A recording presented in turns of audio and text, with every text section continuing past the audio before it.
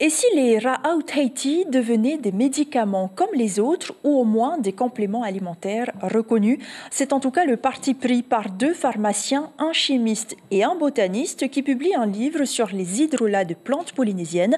Objectif, faire entrer ce savoir-faire ancestral dans la pharmacopée française. Éloigne Le Naour, Lucille Guichet et Jérôme Lee.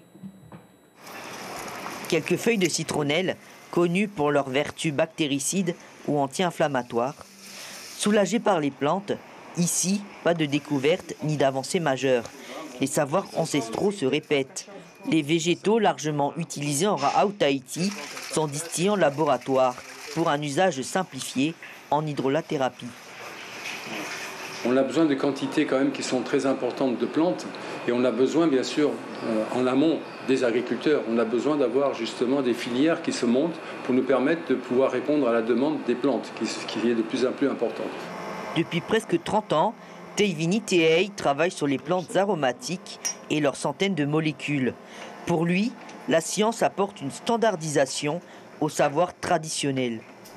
Pour les personnes qui sont en traitement de cancer, qui sont sous morphine, et pour leur apporter en fait un substitut à la morphine, ils prennent de l'hydrolat de tahini pour apaiser justement leur douleur. Et je trouve que, en effet, c'est très spectaculaire. Avec un botaniste et une pharmacienne, Teivini Tehei et Philippe Monnier publient un recueil sur les hydrolats de plantes polynésiennes. En plus de leurs analyses en laboratoire, ils se sont inspirés du livre du botaniste Paul Pétard, publié pour la première fois en 1986. Mais sans cadre légal, ces végétaux ne sont ni reconnus comme médicaments, ni même comme compléments alimentaires.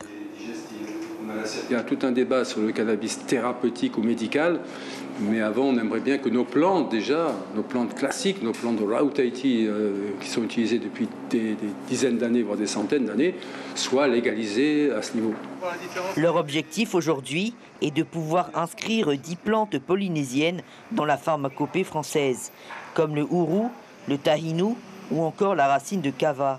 Et avant d'obtenir un cadre thérapeutique, viser au moins un usage cosmétique. L'information en continu sur Polynésie la première, Internet et réseaux sociaux.